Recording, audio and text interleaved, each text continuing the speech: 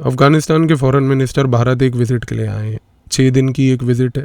पहले दिन उन्होंने 2 बड़े महत्वपूर्ण अनाउंसमेंट्स किए। पहला अनाउंसमेंट था कि वो दियोबंद मदरसा जाएंगे। दियोबंद मदरसा वही मदरसा है जो आज सहारनपुर उत्तर प्रदेश में है, जिसके दौरे के लिए वो ऑफिशियल लेवल पर अब भारत की तरफ से अनुमति लेकर जाना चाहते हैं। वैसे तो कई दशकों से अफ़गानिस्तान और तालिबान के लोग दियोबंद मदरसा में भारत की सरकार के एयरक्राफ्ट्स के द्वारा लाए जाते हैं। उनको साइलेंटली और कोवर्टली मीट कराया जाता है, लेकिन ये पहली बार है जबकि एक ओपन लेवल पर मीटिंग हो रही है। दूसरा सबसे महत्वपूर्ण पॉइंट कि उन्होंने भारत के साथ मिलकर एक डिसीजन लिया है कि जो भारत और अफ़गानिस्तान के बीच में एक टेक्निकल मिशन है, उसको अब इवेंचुअली अपग्रेड कर कर एक एम्बेसी बनाया जाएगा। टेक्निकल मिशन के एम्बेसी बनने का जो विषय है उसके बारे में पार्ट 2 ऑफ द वीडियो, एक सेपरेट वीडियो के तहत एक गहराई में चर्चा करेंगे। लेकिन आज सबसे महत्वपूर्ण विषय ये है कि तालिबान के फ़ॉरेन मिनिस्टर को दियोबंद मदरसा जाने की आवश्यकता क्या हुई। इस मदरसा की विज़िट से भारत पाकिस्तान, भारत अफ़गानिस्तान, चाइना अफ़गानिस्तान और पूरे रीजन ऑफ साउथ एशिया के ऊपर क्या इम्प्लीकेशन आएंगे। इन चीज़ों को समझने के लिए आपको पहले पूरा कॉन्टेक्स्ट समझने की आवश्यकता है। मैं आपको पहले एक कॉन्टेक्स्ट दे देता हूं जिससे आई बिलीव की चीज़ें आपको समझ आएंगी। अफ़गानिस्तान की सोसाइटी को अगर आप देखें तो अफ़गानिस्तान की सोसाइटी में 4 बड़े ग्रुप हैं। इसमें पश्तून हैं, तजीक हैं, उज़्बेक हैं और हज़ारा हैं। पश्तून, तजीक और उज़्बेक्स जो हैं, ये 3 जो ग्रुप्स हैं, ये तीनों के तीनों सुन्नी मुस्लिम ग्रुप्स हैं। और जो चौथा ग्रुप हज़ारा है, ये बेसिकली शिया है। इनको ईरान समर्थन देता है क्योंकि ईरान खुद एक शिया देश है। ये कहना गलत नहीं होगा कि अफ़गानिस्तान एक पश्तून डोमिनेटेड कंट्री है। दूसरी सबसे बड़ी बात, अगर हम इस पश्तून ग्रुप की बात करें जो कि एक ट्राइबल ग्रुप है, जैसे तजीक हैं, उज़्बेक हैं, बाकी भी, पश्तून जो ग्रुप है ये बड़ा महत्वपूर्ण है। ये वैसे तो कई 100 साल पुराना है और आज ये अपना डिसेंट ट्रेस करता है एक ट्राइबल ग्रुप के नाते। आपको सुन के बड़ी हैरानी होगी कि ये जो पश्तून्स थे, ये जो ट्राइबल पश्तून्स थे, ये पहले सनातनी और बुद्धिस्ट फिलॉसफी को मानने वाले ट्राइबल्स थे। ये पहले मुसलमान नहीं थे। ये पश्तून्स रहते उसी जगह पर थे अफ़गानिस्तान के जहाँ ये आज रहते हैं, लेकिन ये उस समय सनातनी कल्चर को और हिंदू सिविक वैदिक सोसाइटी का जो कल्चर था पूरा, वो उसके साथ ब्लेंड करके फॉलो करते थे बुद्धिस्ट फिलॉसफी को। 7th 8th सेंचुरी में जब इस्लाम का एक्सपेंशन हो रहा था, उस दौरान जब उमायद कैलिफेट भी इस्लाम का आया, उमायद कैलिफेट इस्लाम को अफ़गानिस्तान लेकर गया। अफ़गानिस्तान में जब उमायद कैलिफेट भी पहुंचा उस समय उमायद कैलिफेट के तहत ये जितने भी पश्तून थे, पहली बात तो ये ग्रेजुअली इस्लाम में कन्वर्ट हुए। लेकिन जब ये इस्लाम में कन्वर्ट हुए, क्योंकि इनके अंदर एक हिंदू खास करके जो वैदिक ट्रेडिशन प्लस साथ में बुद्धिस्ट फिलॉसफी का कल्चर था, वो कभी ख़त्म नहीं हुआ। क्यों? क्योंकि आप एक चीज़ को समझिए, ये जितने भी पश्तून जो लोग थे, ये चाहे इस्लाम में कन्वर्ट हो चुके थे, लेकिन इन लोगों के पास पहली बात तो एक अपना ट्राइबल कोड ऑफ कंडक्ट था। उसको पश्तून वाली कोड कहते थे। पश्तून वाली कोड के तहत उसमें आज भी अगर आप ध्यान से ऑब्जर्व करें तो वैदिक सोसाइटी के और साथ में बुद्धिस्ट फिलॉसफी के टेनेट्स आपको दोनों जगह पर वहाँ ब्लेंडेड मिलेंगे। वो पश्तून वाली कोड आज भी इसी तरीके से पूरी पश्तून ट्राइबल ग्रुप को डोमिनेट करता है। ये इस्लाम में कन्वर्ट तो हो गए, लेकिन इस्लाम में कन्वर्ट होने के बाद जो दूसरी चीज़ हुई वो ये थी कि बहुत सारे ये जितने भी पश्तून्स थे, इन्होंने आगे जाकर पहली बात तो 11वीं 12वीं सदी से इन्होंने सूफ़ी इस्लाम को फॉलो किया। जब इन्होंने सूफ़ी ट्रेडिशन को फॉलो किया तब वहाँ पर एक बड़ी महत्वपूर्ण चीज़ हुई कि सूफ़ी ट्रेडिशन फॉलो करने का सबसे बड़ा फ़ायदा पश्तून्स को क्या था। सबसे बड़ा फ़ायदा पश्तून्स को ये था कि जब उन्होंने सूफ़ी ट्रेडिशन ऑफ इस्लाम को फॉलो किया तो सूफ़ी ट्रेडिशन ने ये बोला कि हम भगवान को रीच करेंगे म्यूज़िक और डांस से, लेकिन उस दौरान आपके पास यदि अपने कोई कोड ऑफ कंडक्ट हैं तो उनको छोड़ने की आवश्यकता नहीं। ये चीज़ सबसे ज़्यादा इनको भाई पश्तून्स को, क्योंकि उनको ये चीज़ लगी कि आज यदि हमारे पास हमारा पश्तून वाली कोड है तो हमें वो पश्तून वाली कोड छोड़ना नहीं यदि हमें सूफ़ी इस्लाम को ज्वाइन करना है। इस रीज़न से ग्रेजुअली जितने भी ये पश्तून्स थे जो पहले इस्लाम में कन्वर्ट हुए, ये इस्लाम में कन्वर्ट होने के बाद पहली बात तो अब सूफ़ी इस्लाम की ओर बढ़े। बहुत लंबे समय तक ये सूफ़ी ट्रेडिशन को फॉलो करते रहे और सूफ़ी ट्रेडिशन का इम्प्रिंट इनमें आज भी है। तीसरी चीज़, जब ब्रिटिश की हुकूमत भारत में बढ़नी चालू हुई और ब्रिटिश ने भारत के अंदर, भारत से लेकर पूरे अफ़गानिस्तान की सीमा तक अपनी हुकूमत बनाई, इस दौरान जो भारत के अंदर उस समय के मुसलमान रहते थे, उन मुसलमानों के अंदर एक बहुत बड़ा काउंटर करंट पैदा हुआ। पहली बात तो वो ब्रिटिश हुकूमत को एक्सेप्ट नहीं कर पाए। उसका सबसे बड़ा कारण ये था कि ब्रिटिश हुकूमत आई थी एशेज़ ऑफ मुग़ल एम्पायर पे। तो जब मुग़ल एम्पायर का डिक्लाइन, डिसइंटीग्रेशन हुआ, उसके बाद जब ये ब्रिटिश एम्पायर और ब्रिटिश हुकूमत पूरी बढ़ी, तो मुसलमानों के अंदर एक बहुत बड़ा वॉइड था। वॉइड ये था कि हम इस नई हुकूमत से कैसे लड़ें। इस कॉन्टेक्स्ट में मुसलमानों के अंदर जो ये वॉइड था, ये 3 प्रकार से मैनिफेस्ट किया। सबसे पहला काउंटर करंट जो आया वो दिया बेसिकली एक व्यक्ति ने, जिसका नाम था सैयद अहमद खान। सैयद अहमद खान ने बोला कि मुसलमानों को आज अगर आगे बढ़ना है तो उसके लिए उनको ब्रिटिश हुकूमत से हाथ जोड़ने पड़ेंगे, अंग्रेज़ी भाषा सीखनी पड़ेगी, अंग्रेज़ी ही फ्यूचर भाषा है, और जब मुसलमान अंग्रेज़ी भाषा सीखेंगे और ब्रिटिश की हुकूमत के साथ जुड़ेंगे तो उनका विकास होगा। तो सैयद अहमद खान ने जिस प्रकार का रवैया चलाया, उस रवैये में वो बेसिकली पूरे के पूरे मुसलमान वर्ग को ब्रिटिश हुकूमत के साथ जोड़ना चाहता था। लेकिन इसी दौरान 2 काउंटर करंट और निकले, जिसमें से एक काउंटर करंट था बरेलवी इस्लाम और एक था 1860s में निकला दियोबंदी इस्लाम। दियोबंदी इस्लाम जो है उस समय शुरुआत हुई उसकी दियोबंद मदरसा सहारनपुर उत्तर प्रदेश में। दियोबंदी इस्लाम ने एक बड़ी महत्वपूर्ण बात ये बोली कि उसने कहा कि देखिए, आज यदि अगर मुसलमान के साथ समस्या है कि मुसलमान को ये चेक करना है कि वो कहाँ स्टैंड करता है इस ब्रिटिश हुकूमत के सामने, तो उसको इंट्रोस्पेक्ट करके ये सीखना है कि वो पहली बात तो इस पर्टिकुलर सिचुएशन तक आया कैसे। तो क्योंकि दियोबंदी इस्लाम का पूरा फोकस था इंट्रोस्पेक्शन पे, और दियोबंदी इस्लाम चाहती थी कि लोग इंट्रोस्पेक्ट करें, अपने अंदर झांकें और झांक कर देखें कि उनको रिफॉर्म की आवश्यकता कहाँ है। तो ये एक पर्टिकुलर मूवमेंट थी जो कई लोगों को भाई उस समय, क्योंकि बहुत सारे लोग इस चीज़ को लेकर कंफर्टेबल नहीं थे जो सैयद अहमद खान बोल रहा था कि हमें ब्रिटिश के पिट्ठू बनने की आवश्यकता है। अब ये जो दियोबंद इस्लाम था, इसके बहुत सारे स्कॉलर्स निकल के पूरे नॉर्थ इंडिया में घूमा करते थे, और जाहिर सी बात है कि वो अफ़गानिस्तान तक भी पहुँचे। जब बहुत सारे दियोबंदी इस्लाम के स्कॉलर्स अफ़गानिस्तान तक पहुँचे तो अफ़गानिस्तान में पश्तून मुसलमान थे। पश्तून मुसलमान सूफ़ी ट्रेडिशन फॉलो करते थे, पश्तून मुसलमान अपना पश्तून वाली कोड फॉलो करते थे। इस दौरान जब दियोबंदी इस्लाम के लोगों ने ये बात उन तक पहुँचाई कि अगर मुसलमानों को अपना आगे भविष्य यहाँ से लेके जाना है तो इस कॉन्टेक्स्ट में उनको इंट्रोस्पेक्ट करना चाहिए कि वो एक एथिकल लाइफ कैसे जिए, वो एक रीजन्ड बेस्ड लिविंग कैसे करें। तो ये पॉइंट सबसे ज़्यादा उस समय पश्तून मुसलमानों को भी बहाया। उनको इसलिए ये पॉइंट बहाया क्योंकि उनको ये लगा कि ये एक ऐसा स्कूल ऑफ थॉट है दियोबंदी इस्लाम, जो हमें ये नहीं कह रहा कि आप सूफ़ी ट्रेडिशन को ना फॉलो करें, जो हमें ये नहीं कह रहा कि आप पश्तून वाली कोड को भी फॉलो ना करें। इस कॉन्टेक्स्ट में ये पश्तून्स का अब एक और ट्रांसफॉर्मेशन हुआ कि ये सारे दियोबंदी इस्लाम की तरफ जुड़ने लगे। अब जब ये पश्तून्स जो हैं ग्रेजुअली दियोबंदीज़ बने, इस कॉन्टेक्स्ट में एक चीज़ अब आपको क्लियर हो जानी चाहिए कि ब्रिटिश की हुकूमत 1947 तक जब तक भारत में थी, तब तक पहली बात तो जितने भी ये दियोबंदीज़ थे, ये ऑल द वे भारत से लेके अफ़गानिस्तान तक जाकर इन अफ़गानियों को ग्रेजुअली इन्होंने कन्वर्ट किया, पूरे के पूरे पश्तून वर्ग को खास करके कन्वर्ट किया दियोबंदी इस्लाम में। 1947 में जब भारत पाकिस्तान का बंटवारा हुआ, इस बंटवारे के दौरान बहुत सारे दियोबंदीज़ पाकिस्तान में भी रह गए, और पाकिस्तान में जब वो रहे तो उन्होंने हकानिया दियोबंदी करके अपना एक मदरसा चलाया। हकानिया दियोबंदी करके जो मदरसा पाकिस्तान में चला, ये पाकिस्तान का इस मदरसे को समस्या सबसे बड़ी ये थी कि इसको पाकिस्तान में रहकर उस समय पाकिस्तान के स्टेट के अंदर एक आइडेंटिटी का क्राइसिस हुआ।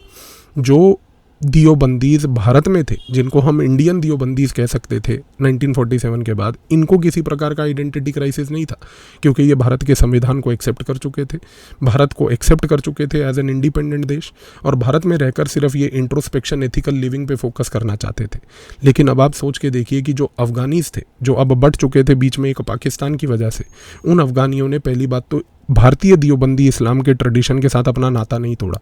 1947 के बाद भी बहुत सारे अफ़गानी दियोबंदीज़, जिनका ट्रेडिशनल ओरिजिनल होम दियोबंद मदरसा सहारनपुर उत्तर प्रदेश था, ना कि पाकिस्तान के अंदर हकानिया मदरसा जो एक आइडेंटिटी क्राइसिस गो थ्रू कर रहा था, ये सारे के सारे अफ़गानी दियोबंदीज़ 1947 के बाद भी भारत आते रहे।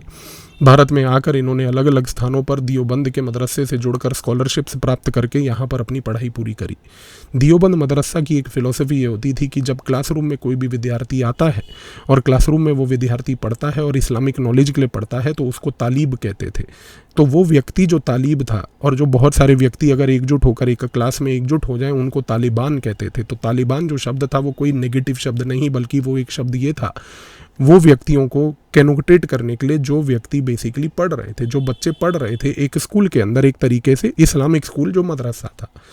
इस कॉन्टेक्स्ट में ये जो इंडियन दियोबंदी थी, इस्लामिक दियोबंदी इस्लाम वाला जो पूरा का पूरा थॉट प्रोसेस था, इसके पास क्लियर आइडेंटिटी थी। लेकिन जो पाकिस्तान में दियोबंदी हकानी या दियोबंदी मदरसा बनाकर बैठे हुए थे, उनके पास किसी प्रकार की कोई क्लैरिटी नहीं थी कि उनको करना क्या है।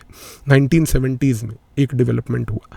1970s में जब सोवियत अफ़गानिस्तान के अंदर घुसा और अफ़गानिस्तान में उसने अपना कंट्रोल बनाने की कोशिश करी, उस दौरान अमेरिका ने इस सोवियत को काउंटर करने की कोशिश करी अफ़गानिस्तान में, और इसके लिए उसने सहारा लिया पहली बात तो पाकिस्तान और सऊदी अरेबिया का। पाकिस्तान और सऊदी अरेबिया का सहारा भी इस प्रकार से लिया कि अमेरिका ने पाकिस्तान को ये बात बोली कि हमें अफ़गानिस्तान में सोवियत को रेजिस्ट करना है, सोवियत यूनियन को रेजिस्ट करने के लिए हमें अफ़गानी लोगों का प्रयोग करना है। अफ़गानी लोग अगर मेजॉरिटी पश्तून्स हैं, पश्तून दियोबंदीज़ हैं, तो हमें इन पश्तून दियोबंदीज़ का प्रयोग करना है। 1970s में इन पश्तून दियोबंदीज़ जो कि अफ़गानिस्तान में थे, जिनका ओरिजिनल आइडियोलॉजिकल स्कूल इंडियन दियोबंदीज़ था, उनको अब हमें ट्रेन करना है वायलेंस के लिए। समझने की कोशिश कीजिए कि ये एक बहुत टफ़ टास्क था, लेकिन ये टफ़ टास्क जितना दिखने में था उतना ईजी भी था। क्यों? क्योंकि अभी आपको याद होगा मैंने एक बड़ी महत्वपूर्ण चीज़ आपको बताई थी कि जो पाकिस्तान में हकानिया दियोबंदी पूरा मदरसा था, वो एक आइडेंटिटी क्राइसिस गो थ्रू कर रहा था। अमेरिका ने सोचा कि क्यों ना इस हकानिया दियोबंदी मदरसा को एक आइडेंटिटी दी जाए, और ये आइडेंटिटी का प्रयोग करके हम रीच आउट करें अफ़गानिस्तान में जो दियोबंदीज़ हैं। हुआ क्या, पाकिस्तान को ये बात समझाई गई कि हमें अफ़गानिस्तान में खेल खेलना है। अमेरिका ने कहा खेल खेलने के लिए पैसा, असला, बम, बारूद सब हम देंगे, आप सऊदी अरेबिया से जुड़िए। सऊदी अरेबिया को बोला गया कि आप अपने इस्लामिक स्कॉलर्स को पाकिस्तान भेजिए। सऊदी अरेबिया के इस्लामिक स्कॉलर पाकिस्तान आए, लेकिन समस्या क्या थी? समस्या ये थी कि जो सऊदी अरेबिया का इस्लाम है वो तो वहाबी इस्लाम है। सऊदी अरेबिया का वहाबी इस्लाम एक ऐसा स्कूल ऑफ इंटरप्रिटेशन है इस्लाम का जो पहली बात बाकी सारे अलग स्कूल्स को नेगेटिव मानता है। सऊदी अरेबिया के वहाबी इस्लाम के साथ अगर हम देखें तो वो कहता है कि भाई जो भी मुसलमान है, यदि वो मुसलमान है तो वो वहाबी ही होगा, और वहाबी मुसलमान वो होगा जो सलाफ़ी होगा। सलाफ़ी यहाँ पर मतलब ये होता है कि वो मुसलमान जो सलाफ़ल सल्ली में बिलीव करे। सलाफ़ल सल्ली का मतलब होता है, जो सऊदी अरेबिया कहता है कि प्रॉफिट मोहम्मद और उनके बाद के रहे हुए फर्स्ट 3 जनरेशन्स ऑफ मुस्लिम्स जो थे उनको अल सलाफ माना जाता है, क्योंकि वो सबसे प्योरेस्ट फॉर्म ऑफ मुस्लिम्स थे। तो यानी कि सऊदी अरेबिया में जो प्रकार का इस्लाम है वो वहाबी इस्लाम है। वहाबी इस्लाम सलाफिज़म में मानता है। सलाफिज़म का मतलब होता है कि वो इस्लाम जो first 3 generations of prophet Muhammad ने फॉलो करे। तो वहाबिज़म के हिसाब से क्या मतलब है? वहाबिज़म के हिसाब से मतलब है कि इस्लाम केवल वही इस्लाम है जो वहाबी इस्लाम है, यानी कि कोई और दूसरा जो इस्लाम है, यानी कि अगर आज कोई अपने आप को दियोबंदी इस्लाम कहता है तो वो गलत है, आज अगर अपने आप को कोई सूफ़ी इस्लाम कहता है तो वो गलत है, आज कोई बरेलवी कहता है वो गलत है, आज अहले हदीस कहता है वो गलत है, तो वो सारे मसलक्स को गलत मानता है। इस कॉन्टेक्स्ट में एक चीज़ को समझने की कोशिश कीजिए कि सऊदी अरेबिया को उस वहाबी रिजिड इंटरप्रिटेशन को अमेरिका के द्वारा पाकिस्तान में प्लेस किया गया। अब हुआ ये कि ये जो वहाबी आइडेंटिटी थी, ये वहाबी आइडेंटिटी दी गई हकानी दियोबंदी को, क्योंकि हकानी दियोबंदी के पास कोई आइडेंटिटी नहीं थी। तो 1970s और 80s में हकानी दियोबंदी ने वहाबी आइडेंटिटी को अपनाया। इस वहाबी आइडेंटिटी को अपना के, इस रिजिड आइडेंटिटी को अपना के, इस रिजिड आइडेंटिटी को अब फोकस करवा के फॉलो करवाया गया अफ़गानिस्तान में इंडियन दियोबंदीज़ के साथ। तो अफ़गानिस्तान में एक 1980s के दौरान एक मुहिम चलाई गई एक हाइब्रिड दियोबंदी क्रिएट करने की। इस हाइब्रिड दियोबंदी में वहाबी इंटरप्रिटेशन को इंडियन दियोबंदीज़ के साथ जोड़ा गया। अब जो ये दियोबंदीज़ थे, खास करके अफ़गानिस्तान में जो पश्तून दियोबंदीज़ थे, जो भारत के दियोबंदी को मानते थे, वो बहुत सारे बट गए। बट इस प्रकार से गए कि कुछ वर्ग था जो इस हाइब्रिड वहाबी दियोबंदी को फॉलो करना चाहता था, उसने फॉलो भी किया और लड़ाई भी करी। लेकिन बहुत सारे लोग थे जो इस वहाबी हाइब्रिडाइजेशन को फॉलो नहीं करना चाहते थे। इस कॉन्टेक्स्ट में एक चीज़ तो तय हो गई कि जो ये वहाबी हाइब्रिडाइजेशन को फॉलो नहीं करना चाहते थे वो चुपचाप शांत अफ़गानिस्तान में बैठे रहे। लेकिन अफ़गानिस्तान में एक लड़ाई पैदा हुई। इस लड़ाई में वहाबी प्लस दियोबंदी पाकिस्तान वाला हकानी दियोबंदी के साथ मिलाकर अफ़गानिस्तान में प्रोपोगेट किया गया। इस कॉन्टेक्स्ट में पाकिस्तान के अंदर 2 स्ट्रीम्स चल रहे थे। एक स्ट्रीम चल रहा था जो वहाबी थे, वो वहाबीज़ ने एक अपना ग्रुप भी बनाया, उस ग्रुप का नाम रखा गया अल कायदा। तो अब आप चीज़ को समझने की कोशिश कीजिए कि 1980s का डेकेड बड़ा महत्वपूर्ण था।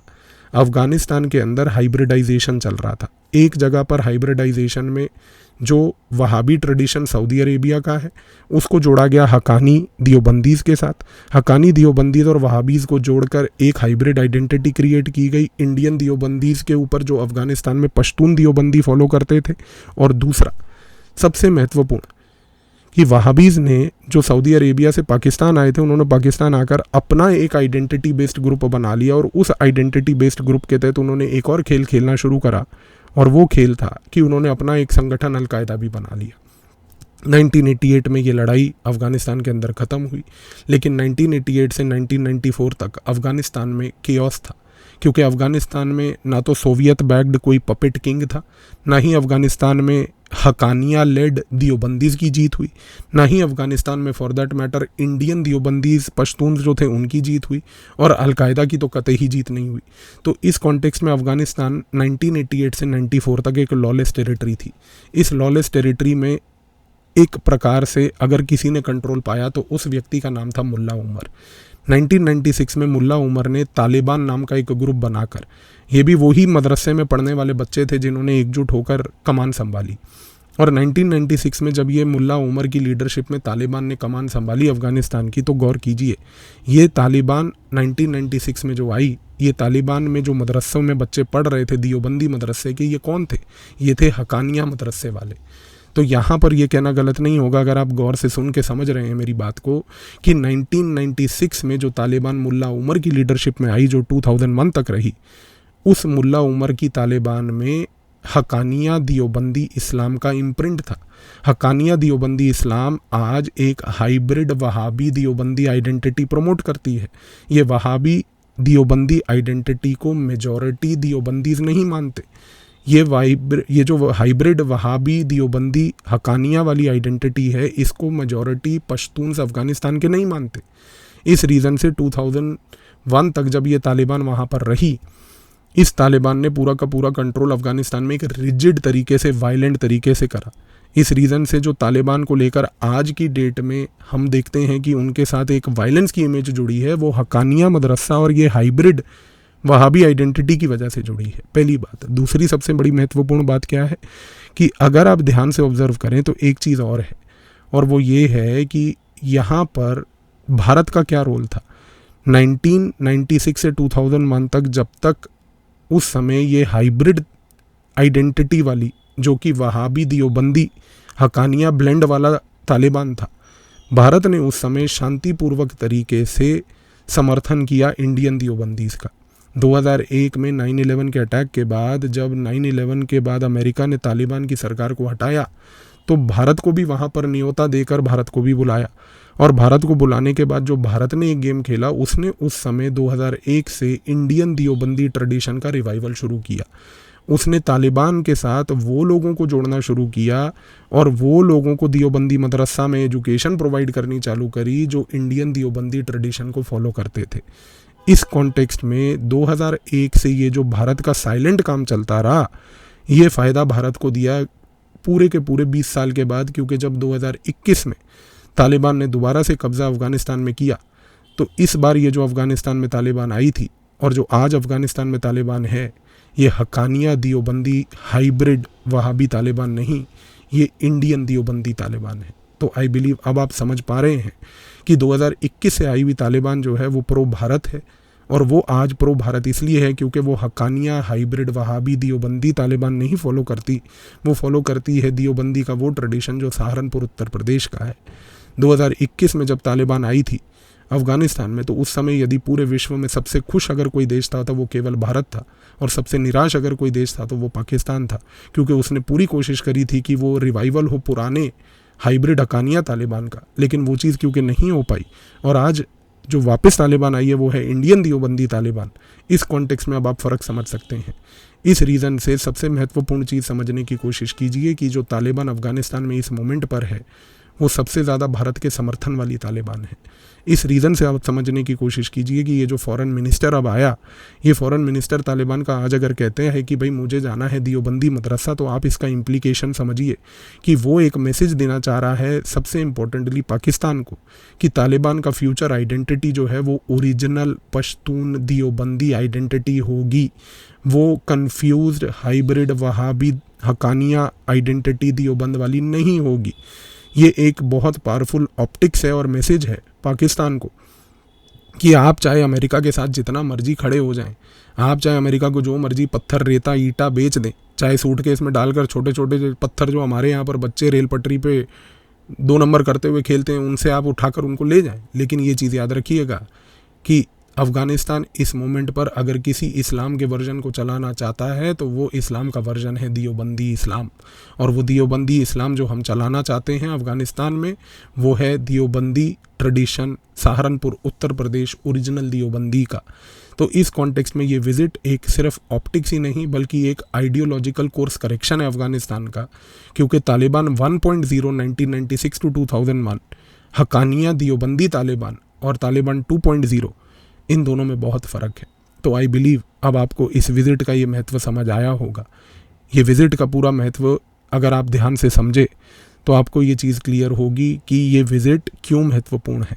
लेकिन जो मैंने आपको बताया कि दूसरा पॉइंट यहाँ पर है वो ये है कि भाई दूसरे पॉइंट कि हमने जो एम्बेसी खोली उसके बारे में हम चर्चा किसी सेपरेट वीडियो में, एक बार जब ये एम्बेसी पूरी खुल जाए उसके बाद एम्बेसी के इनॉग्रेशन के टाइम पे ध्यान से करेंगे। बट मीनवाइल आई बिलीव ये वीडियो से आपको क्लैरिटी जो इस विज़िट की है और ये जो आइडियोलॉजिकल ओरिएंटेशन का पूरा मैंने आपको बताया, ये अब आपको क्लियर हो गया होगा। धन्यवाद।